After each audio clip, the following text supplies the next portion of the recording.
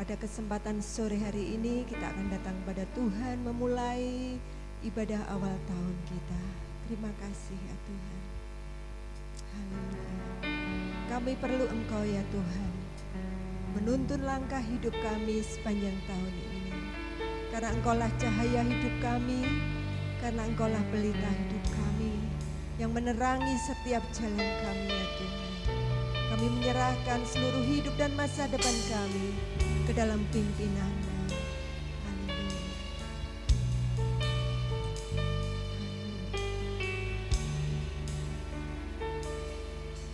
Di setiap langkahku,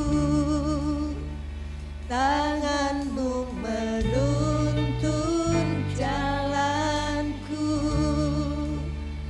karena Kau pelita hidupku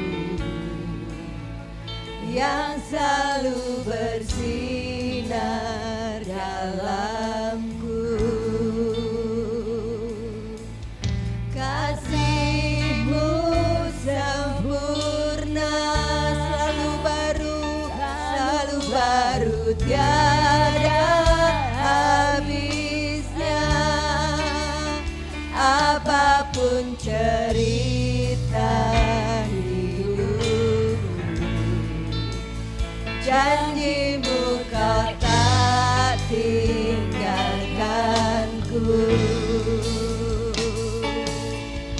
Ku percaya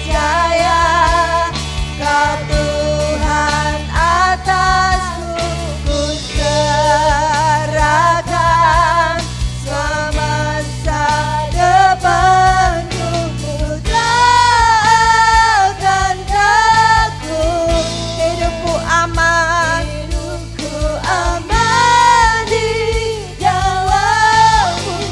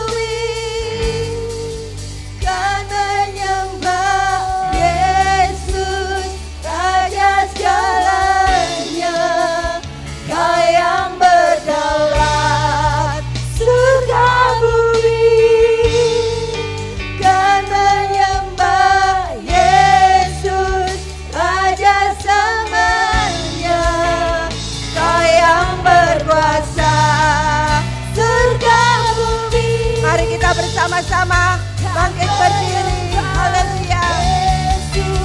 Mari kita bangkit berdiri bersama-sama.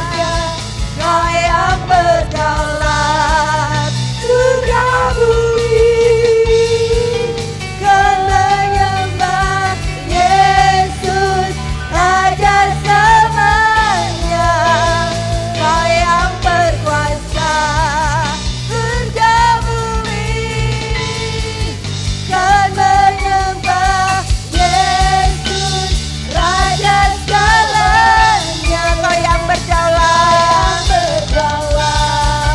surga bumi, amin, menyembah Yesus Raja selamanya. Haleluya. Selama ku hidup, apapun musimku, ku percaya kebesaran-Mu, kekuatanku di dalam-Mu. Ku serahkan hidupku, haleluya.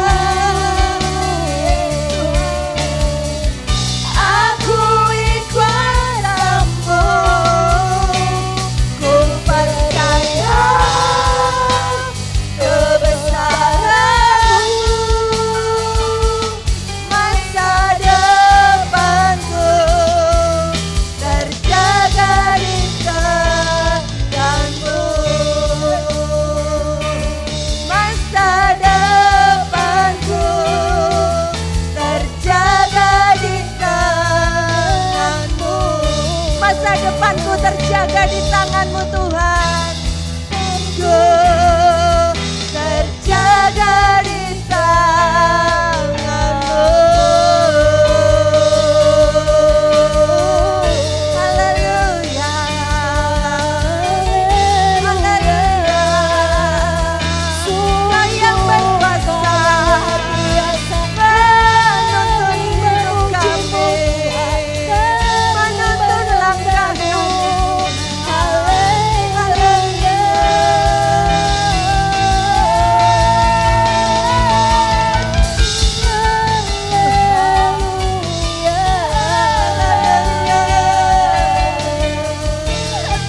Masa depan kami. Puji Tuhan, di awal tahun 2021 kita kembali datang kepada Tuhan. Kita menyerahkan doa kita, kerinduan kita. Tahun 2001 adalah tahun yang selalu diberkati oleh Tuhan. Anak-anaknya diberkati, dilindungi senantiasa oleh kasih dan rahmat Tuhan. Baik, kita akan membuka Alkitab kita di dalam Yeremia pasal pertama ayat yang ke-8. Itu menjadi satu tema di tahun 2021, yaitu jangan takut, aku menyertai kamu senantiasa. Ya, mari kita baca dengan lengkap di dalam Yeremia pasal pertama ayat yang ke-8. Firman Tuhan berkata demikian, janganlah takut kepada mereka, sebab aku menyertai engkau untuk melepaskan engkau, demikianlah firman Tuhan. Bapak Ibu yang dikasihi Tuhan, mungkin 2 hari yang lalu, ya 2 hari yang lalu istri saya yang dapat kabar dari temannya di tanggal berapa itu ada di daerah Jatisari, ada orang yang kesurupan. Bukan hanya 1 orang, tapi ada 3 orang yang kesurupan. Cukup lama, karena ada orang yang dipanggil untuk apa istilahnya, ngusir setan itu, tetapi tidak bisa keluar karena mungkin yang menunggu atau yang merasukinya itu lebih kuat, lebih dahsyat, sehingga orang yang berusaha untuk mengusir setan itu tidak mampu untuk menghadapinya. Kemudian dicari orang lain untuk ruqyah orang yang kerasukan, 3 orang ini. Ibu ini bercerita ngeri, Bu, ya, ngeri. Karena orang ini berteriak, orang ini aneh sekali, dan itu tidak hanya dalam hitungan 1-2 jam tapi sepanjang malam. Sesuatu yang mengerikan bagaimana kuasa kegelapan itu dengan terang-terangan ya rasuki akan orang-orang yang memang mereka itu memang orang yang tidak mengenal akan Tuhan. Tapi kita orang-orang yang percaya, makanya hati kita itu mesti terus diisi dengan firman. Hati kita terus diisi dengan Kristus, supaya di dalam diri kita itu enggak kosong. Mengapa ada orang kerasukan? Karena hatinya kosong, ngalamun, ya, hidupnya ngalamun, enggak karu-karuan, sehingga mudah sekali untuk dimasuki oleh namanya roh jahat, kerasukan setan. Nah, pada kesempatan ini Bapak Ibu yang dikasihi oleh Tuhan Yesus Kristus, saya enggak akan lanjutkan karena saya belum mendengar berita berikutnya. Karena istri saya bilang, Bu, nanti kalau masih seperti itu, suami saya juga bisa. Kamu bilang begitu? Karena pernah melakukan pengusiran setan. Saya bilang, kamu ojo seneng nawar-nawar gitu. Saya itu bertindak melakukan sesuatu itu bukan atas dasar pingin pamer, tetapi supaya saya melakukan itu adalah atas kehendak Tuhan sendiri. Jadi kalau hal-hal seperti itu memang enggak asal-asalan, butuh namanya kehendak Tuhan untuk melakukan seperti itu. Nah, Bapak Ibu yang dikasihi oleh Tuhan, di sepanjang tahun 2021 ini adalah masa di mana kita tidak tahu akan apa yang akan terjadi. Ramalan demi ramalan itu hanyalah ramalan manusia, tapi sesuatu yang menjadi kenyataan apa yang akan terjadi, kita nihil. Kita kosong, kita tidak tahu. Kita menduga-duga. Kita hanya mendengar berita dari orang lain, dari peramal. Tapi kita memiliki Tuhan, Dia Tuhan yang hidup, dan Dia Tuhan yang tahu akan masa depan.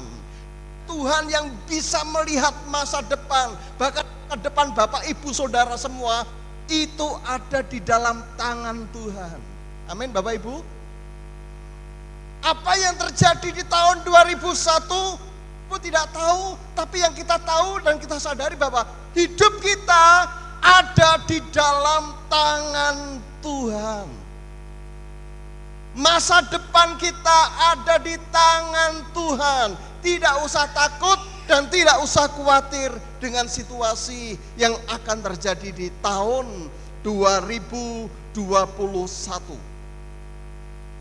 Nabi Yeremia ketika dia mendapatkan panggilan Tuhan untuk memberitakan firman, menyampaikan firman kepada orang-orang Yehuda pada saat itu, Nabi Yeremia itu masih sangat muda.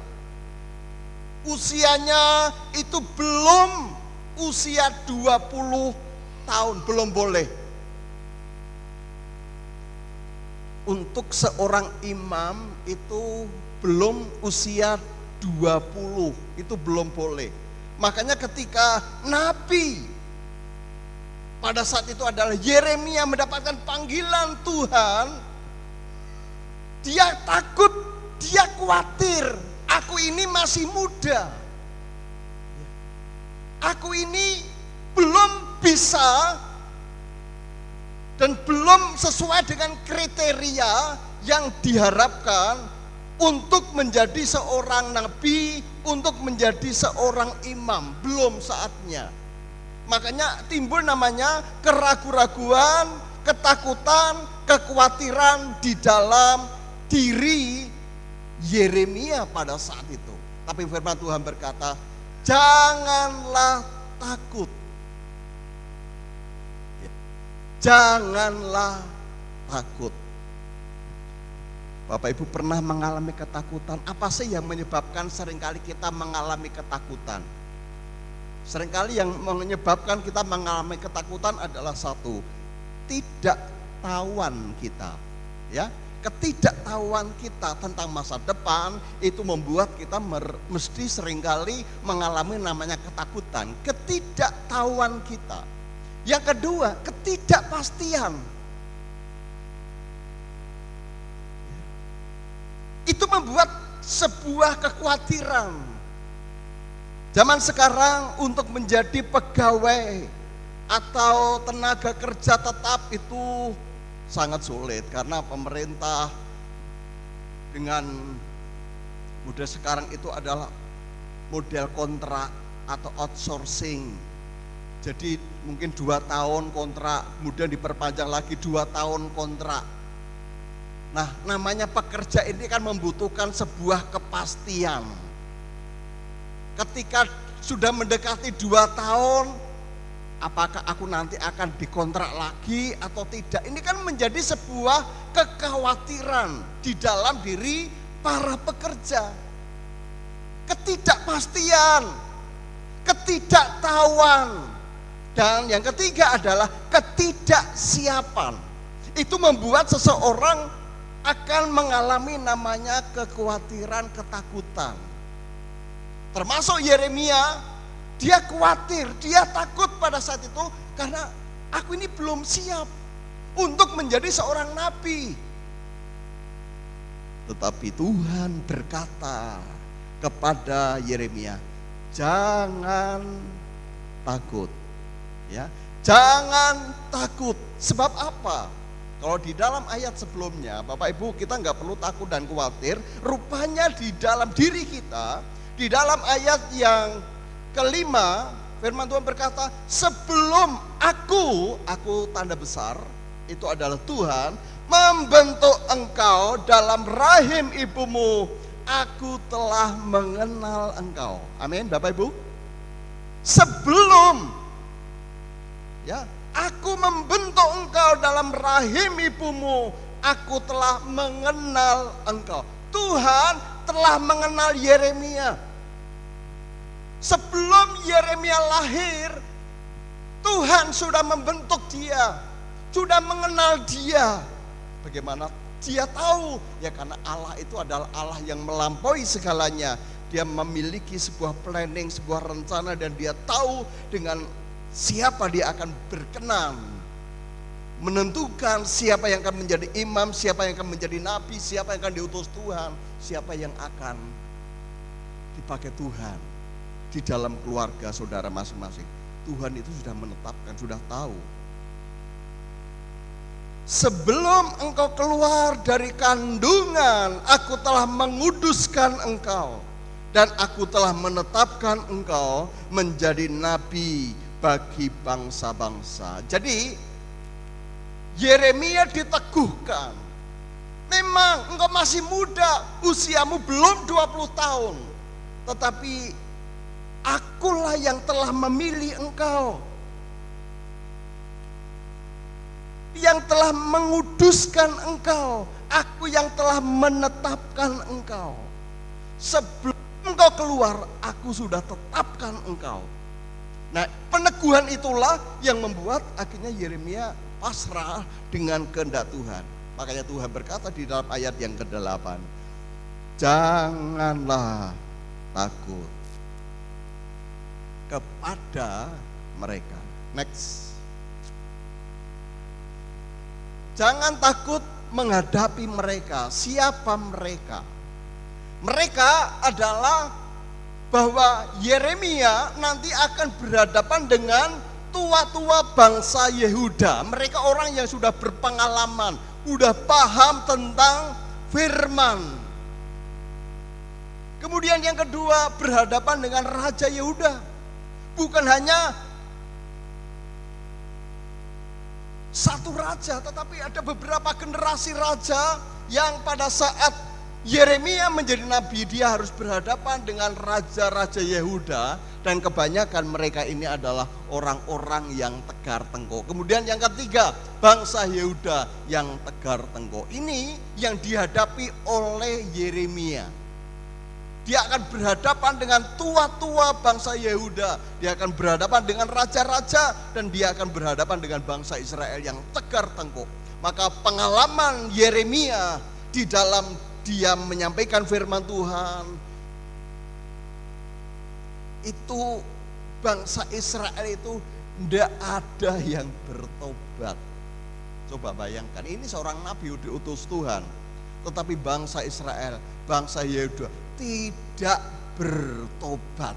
Pelayanan hampir 40 tahun, tetapi bangsa Yehuda tidak bertobat. Itu betapa mereka ini bangsa yang tegar tengkuk. Saudara, coba kalau pelayanan seperti itu, umat tidak bertobat, itu waduh, kesel, capek, lelah. Ini pelayanan 40 tahun, tidak ada yang bertobat. Nabi Yeremia hanya menyampaikan kebenaran firman Tuhan. Kalau engkau tidak percaya, tidak berharap dalam Tuhan, tapi berharap kepada bangsa-bangsa, kepada bangsa Mesir, engkau akan ditundukkan oleh bangsa Asyur, oleh bangsa Babel. Tapi mereka tetap tegar tengkuk, mereka mencari pertolongan kepada bangsa-bangsa lain. Kalau pelayanan model seperti ini tidak bertobat, itu luar biasa, betul-betul membuat lelah. Makanya tadi malam saya mendengar kesaksian dari jemaat-jemaat. Saya mengapresiasi Bapak Ibu luar biasa dalam Tuhan. Anda semakin hari semakin bertumbuh dalam Tuhan. Pun dalam sebuah situasi sulit, bergejolak oleh karena pandemi ini, namun Anda tetap bertahan. Bagaimana orang yang tetap setia dalam Tuhan, sekalipun kadang sakit tetapi berusaha untuk Tuhan.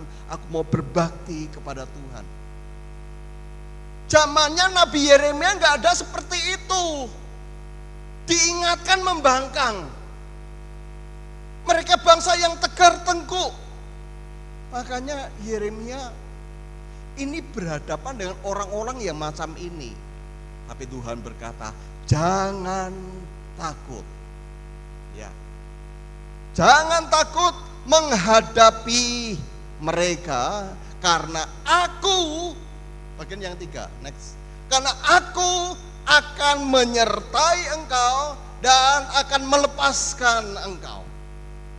Di dalam Yeremia pasal yang ke-15 ayat 20, ini bentuk penyertaan Tuhan kepada Nabi Yeremia dituliskan seperti ini. Jadi Yeremia 15 ayat 20. Engkau akan kujadikan seperti benteng perunggu terhadap mereka. Ini terjemahan bahasa Indonesia sehari-hari. Jadi Yeremia akan dijadikan engkau seperti benteng perunggu terhadap orang-orang Israel. Karena apa? Karena orang Israel mereka akan memerangi engkau, memerangi Nabi Tuhan, tetapi tidak akan dapat mengalahkan engkau. Itu bentuk penyertaan Tuhan. Aku akan menyertaimu untuk melindungi dan menyelamatkan engkau. Saudara, perjalanan hidup Yeremia ketika dia melayani orang-orang Yehuda, menyampaikan kebenaran dari Tuhan kepada orang-orang Yehuda, supaya mereka bertobat, dan mereka tidak bertobat. Wow, mereka itu betul-betul kasar terhadap Nabi Yeremia. Ditampar oleh nabi yang lain, dimasukkan di dalam sumur. Ini perlakuan mereka terhadap nabi Tuhan. Tetapi Tuhan berkata kepada Nabi Yeremia, jangan takut, aku tetap menyertai engkau. Dan inilah bentuk penyertaan Tuhan terhadap Nabi Yeremia. Saudara yang dikasihi Tuhan, Tuhan pun juga tetap bersama dan beserta dengan kita. Ya. Seperti kita ini seperti Nabi Yeremia yang diutus Tuhan, kita ada di tengah-tengah dunia, dipakai Tuhan untuk menyuarakan, untuk menghadirkan terang dan garam di sekitar kita. Tetapi yang kita hadapi, ya, yang dihadapi oleh Nabi Yeremia, yang dihadapi itu adalah orang-orang yang kadang mereka itu keras kepala, kadang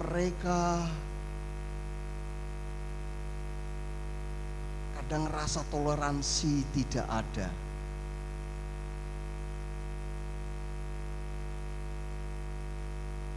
Tim aksi sosial ya, ketika menawarkan ya, menyampaikan sesuatu kepada seseorang, Pak, kami akan berbagi berkat. Tapi ada juga orang yang berkomentar, kalau memang berbagi ya ke sini. Oh, Bapak bisa enggak untuk ke tempat kami untuk menerima berkat itu? Oh, enggak bisa. Kalau mau ya ke bawah sini. Ada orang-orang yang seperti itu juga. Di sekitar kita itu ada orang yang seperti itu juga.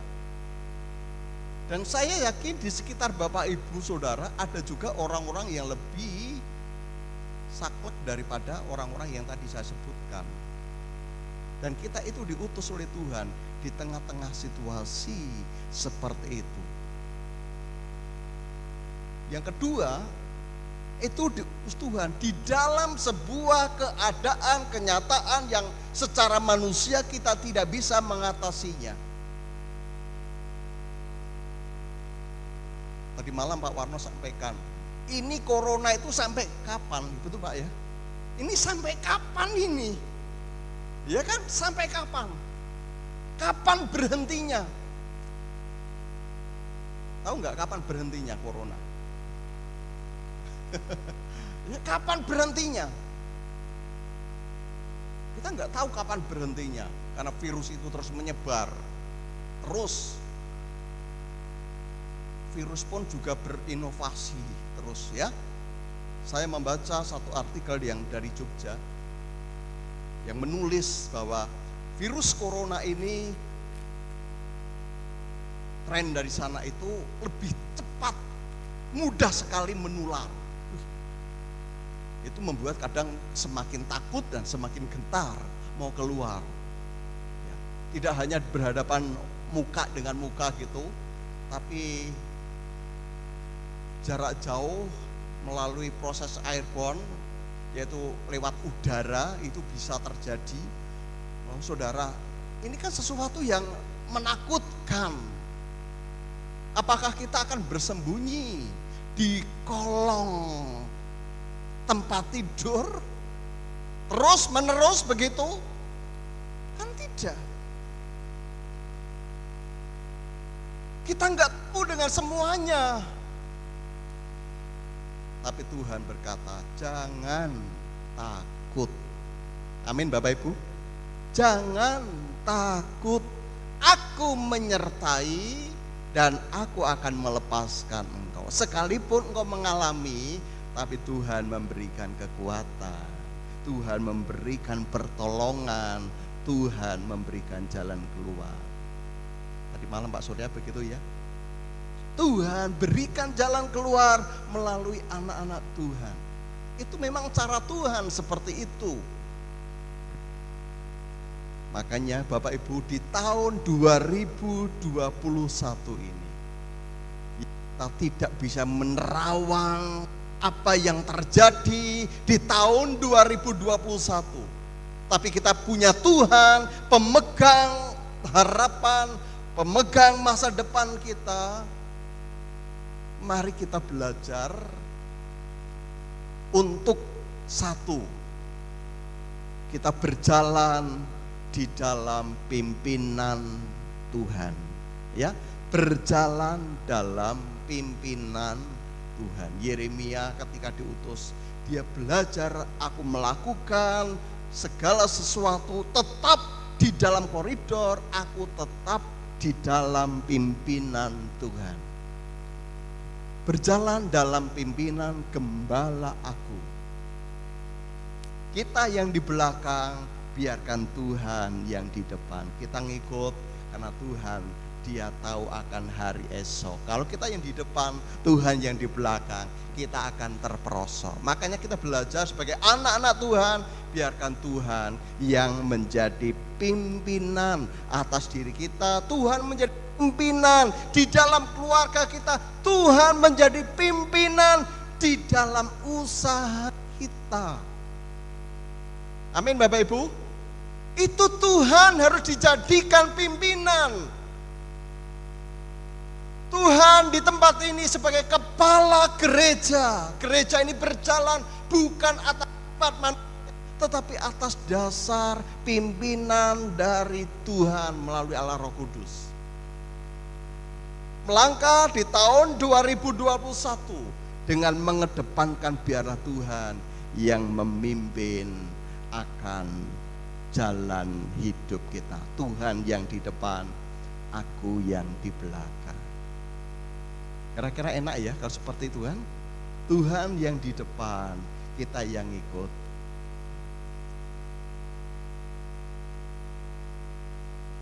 Ketika satu hari saya bersama dengan grup PAUD Cahaya Kasih, ketika kami wisata di Saloka, kami masuk di dalam sebuah tempat yang paling gelap. Saya kira itu tempat yang paling gelap yang baru saya masuki. Rumah hantu. Masuk ke rumah hantu itu, waduh, masuk gitu ya. Udah berhadapan begini aja, itu enggak kelihatan, enggak tahu.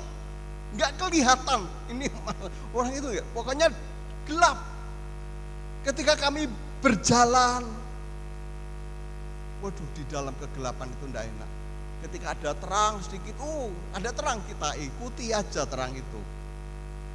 Sekali situ ada hantu-hantu yang ada di situ yang menakutkan. Tapi ketika ada terang sedikit, itu sesuatu yang sangat menyenangkan hati. Ketika ada seseorang yang memimpin, lewat sini, wah senang gitu. Kalau betul-betul gelap, lewat sini ke kiri, itu sangat nyaman dan sangat enak. Tapi ketika tidak ada pimpinan, aduh, betul-betul mengerikan. Enggak bisa keluar, kemana ini? Enggak bisa keluar, sesuatu yang menakutkan. Ketika Tuhan ada di depan kita, Dia sang terang itu ada di depan kita, kita berjalan itu dengan nyaman, kita berjalan itu dengan tentram, karena kita diterangi oleh Tuhan. Amin Bapak Ibu. Katanya kalau kita jalan dengan kekuatan kita itu berjalan dalam kegelapan, nggak tahu kemana arah kita melangkah. Tapi kalau Tuhan di depan, Dia adalah tiang awan, Dia adalah tiang api. Ketika kita melangkahkan kaki, kita harus tetap memandang seperti bangsa Israel. Ada tiang awan, tiang api yang memimpin bangsa Israel untuk masuk ke tanah Kanaan. Butuh namanya tiang awan dan tiang api untuk memimpin bangsa Israel masuk pada tanah Kanaan. Dan kita pun juga butuh Tuhan untuk memimpin hidup kita, untuk kita masuk di dalam tanah perjanjian. Biarkan Tuhan yang di depan, berjalan dalam pimpinan Sang Gembala aku. Yang kedua, kita berlindung di dalam naungan Tuhan. Berjalan bersama dengan Tuhan adalah kita berlindung dalam naungan Tuhan. Perlindungan dan pembelaan Tuhan senantiasa tersedia bagi umatnya yang hidup dalam naungan kasih dan anugerahnya. Amin Bapak Ibu. Bapak Ibu kelihatan? Oke, kita akan baca sama-sama ya. 1, 2, 3. Perlindungan dan pembelaan Tuhan senantiasa tersedia bagi umatnya yang hidup dalam naungan kasih dan anugerahnya. Amin. Ya. Perlindungan, pembelaan Tuhan itu senantiasa akan kita alami ketika kita ada di dalam perlindungan Tuhan, di dalam naungan Tuhan. Situasi sekarang ini kita mau berlindung di mana? Ya, kita mau berlindung kemana?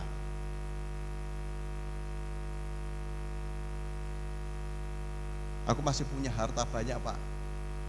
Banyak orang yang punya harta melimpah tapi nggak bisa berlindung dari virus corona, dan banyak juga di antara mereka yang meninggal. Aku akan terus berlindung di rumah, Pak.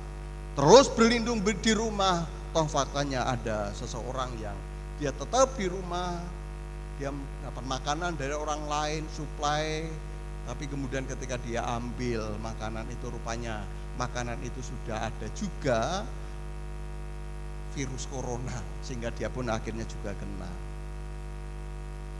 Dia bersembunyi di mana? Toh juga udara dia hirup, ya, dia menghirup udara dan itu pun juga bisa masuk di dalam tubuhnya. Anda mau berlindung di mana dengan situasi sekarang ini? Saya hanya sarankan, berlindunglah di dalam naungan Tuhan.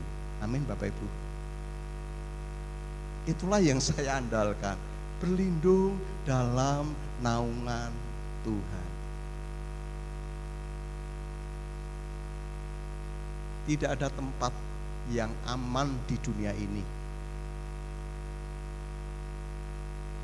Tempat yang aman, nyaman itu hanya di dalam kehendak Tuhan, naungan Tuhan. Hidup kita ayem, tentrem, itu kalau kita di dalam Tuhan. Kalau saya dengan anak saya berjalan, anak saya tenang, tentrem karena bersama dengan saya. Ketika kita berjalan bersama dengan Tuhan, harusnya kita itu juga tentrem, harusnya kita itu juga ayem. Wong kita dituntun oleh Tuhan kok kemprungsung. Tapi kan itu yang dialami kan? Hidup dalam Tuhan tapi kok kemprungsung, khawatir, takut. Lah wong digandeng Tuhan, kok coba sing gandengi piye coba? Tuhan itu gandeng tapi sing digandeng kemprungsung, khawatir, takut, ora karu-karuan, obahe gitu. Waduh, tak colke bae gitu kan. Coba kalau Anda dipegang oleh Tuhan, harusnya Anda itu ayem. Thank you Lord, terima kasih Tuhan. Kita itu tenang, ayem menjalani hidup ini, sesukar, sesulit apapun di hadapan kita. Kalau Tuhan yang memegang kita, harusnya Bapak Ibu itu ayem. Amin Bapak Ibu? Harusnya seperti itu. Kalau Anda mengalami ketakutan yang berlebihan, kekhawatiran yang berlebihan, saudara itu tidak percaya bahwa Tuhan yang gandeng hidupmu. Yang ketiga, berjalan bersama dengan Tuhan di tahun 2021 adalah melibatkan Tuhan dalam perencanaan. Saya suka sekali dengan anak Tuhan ketika mau bekerja. Tuhan, aku dapat proyek ini, Tuhan, aku berdoa dalam nama Yesus, kalau Tuhan mengendaki akan aku kerjakan, kalau tidak biar Tuhan yang menggagalkannya. Saya suka sekali. Saya yakin dan percaya setiap anak-anak Tuhan, kalau Anda mau lakukan sesuatu, mulailah dengan Tuhan. Amin Bapak Ibu. Kalau Anda mau lakukan sesuatu, bahkan mungkin buka toko, belajar Tuhan, ya, dengan suamimu, dengan istrimu, Tuhan, hari ini aku akan buka toko, berkatilah toko ini. Kira-kira Tuhan melihat itu bagaimana? Tuhan itu senang gitu loh, dulu anak-anak sebegitu. Coba kalau pagi-pagi mau buka toko kok, wah Tuhan dulu lagi, aduh alay banget. Ya, kalau suami istri mau lakukan sesuatu, berdoa dulu. Setiap perencanaan yang akan engkau rancangkan, rencanakan, didoakan dulu. Tuhan itu akan memberkati. Firman Tuhan berkata ya, jangan melupakan Tuhan dalam perencanaan. Yakobus pasal 4 ayat 13 sampai 17. Ya.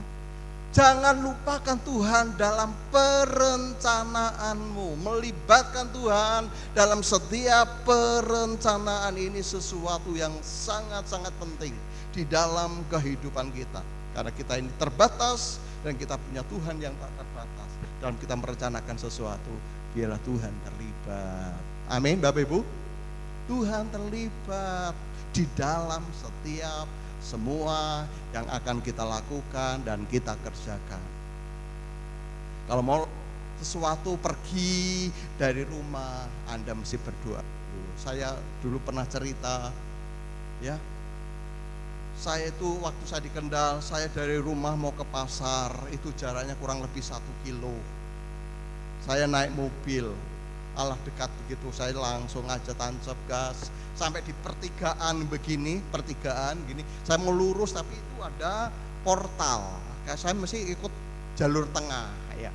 Itu ada pertigaan dari arah timur begini, mau belok ke sini gitu. Kecepatan tinggi, akhirnya nabrak mobil. Saya pas di pertigaan kemudian ditabrak. Saya pelan-pelan karena lewat portal nggak mungkin cepat. Saya pelan-pelan, ibu ini kecepatan tinggi seperti Rossi yang gitu ya. Tapi kemudian terpleset dan kemudian Hondanya jatuh di bawah, terseret ke bawah mobil, kemudian ban mobil yang belakang itu sampai pecah. Kemudian lecet di bagian bodi. Saya merenung saat itu, Tuhan mengapa sih?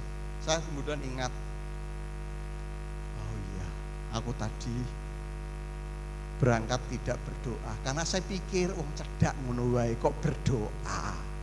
Tapi kita nggak tahu berapa kilo ke depan, berapa menit ke depan, apa yang terjadi, kita itu nggak tahu. Makanya segala sesuatu yang akan kita lakukan, mulailah dengan doa. Amin Bapak Ibu. Anda mau lakukan sesuatu, mulailah dengan doa. Anda buka toko, mulailah dengan doa. Lakukan sesuatu, mulailah dengan doa. Setiap apa yang akan Anda rencanakan harus dimulai dengan doa.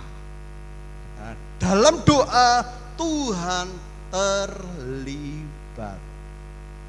Libatkan Tuhan dalam setiap perencanaan hidup kita. Tuhan Yesus memberkati Bapak Ibu Saudara semuanya.